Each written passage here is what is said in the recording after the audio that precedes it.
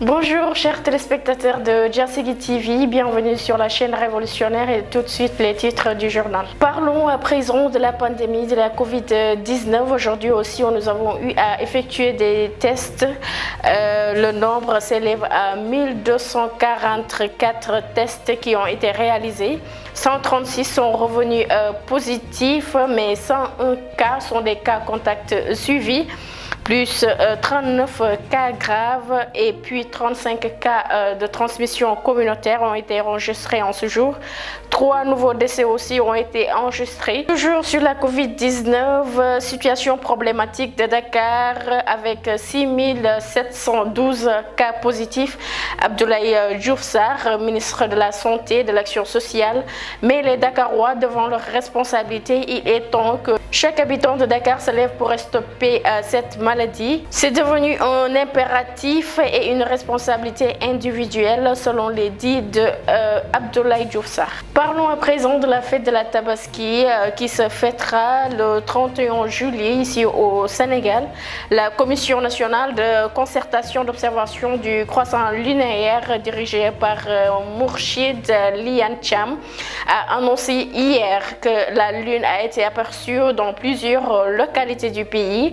Selon les informations qui leur sont parvenues par conséquent, ce mercredi correspondant au premier jour du mois de Doua al-Hijja, la Tabaski sera célébrée le vendredi 31 juillet prochain. L'annonce de la Commission nationale intervient après celle de la Coordination des musulmans du Sénégal qui a retenu la même date. Rebondissement sur le dossier de Cheikh Yérim Seck, la famille Farr ne lâche pas l'affaire qui l'oppose aux journalistes.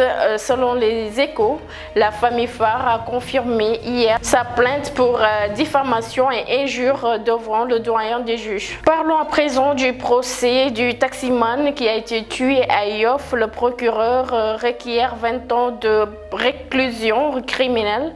Ousseynou Diop était devant la barre de la chambre criminelle de Dakar hier en 2016. Le jeune Ousseynou Diop tué à bout portant au pistolet le taximan Ibrahima Samb après une altercation dans la station Shell sur la route de Yoff. C'est finalement ce mardi que Ousseynou Diop a fait face au juge après les multiples renvois de son procès. Reprise des activités de l'usine pharmaceutique de Médis, les travailleurs refusent le chantage des Tunisiens. Les employés de Médis sont très remontés contre leur patron tunisien propriétaire de l'usine. Ces derniers exigent pour la reprise des activités le licenciement d'une bonne partie du personnel pour en maintenir juste 30 travailleurs ou bien garder tout le monde en baissant les salaires. Achat et distribution de l'aide alimentaire, Mansour Faye donne les détails de l'opération. L'aide alimentaire d'urgence octroyée par le gouvernement pour venir en aide aux ménagers touchés par la Covid-19 a coûté près de 64 milliards de francs CFA. L'annonce a été faite ce mardi par le ministre du Développement communautaire, de l'équité sociale et territoriale, Mansour Faye, et son équipe lors d'une conférence de presse reprise par nos confrères de Sénéweb. Voilà, c'était tout pour le journal de ce 13h. On se donne rendez-vous demain à la même chaîne et à la même heure. D'ici là, portez-vous bien.